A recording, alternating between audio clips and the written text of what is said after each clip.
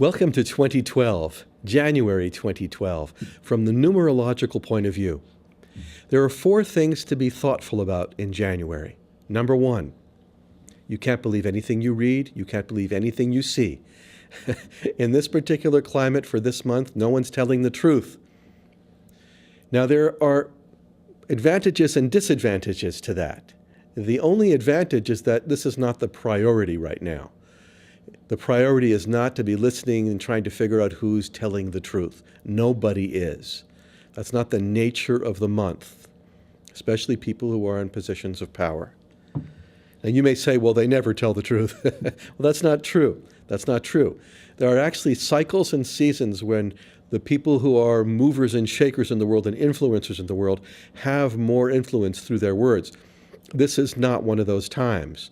So this is an opportunity for us individually, each one individually, to pay attention to our words, not to the words that we are listening to from other people. That's number 1. Number 2, the Earth itself is being affected by 2 things. There is a magnetic field above the Earth and a magnetic field at the center of the Earth. This is not mysticism. This is not some sort of psychic phenomena. I'm speaking about a magnetic field. There is a magnetism around everything on this planet, everything that moves, which is the Earth itself.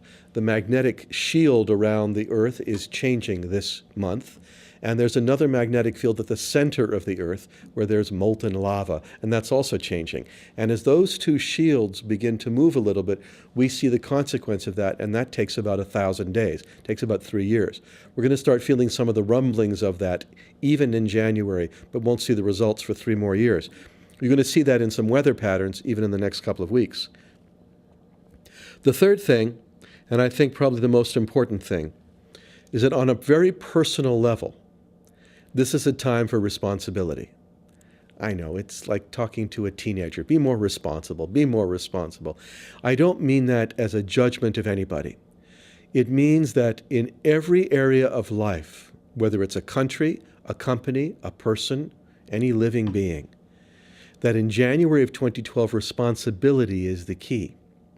And where you are responsible, where anyone is responsible, they will understand what's coming.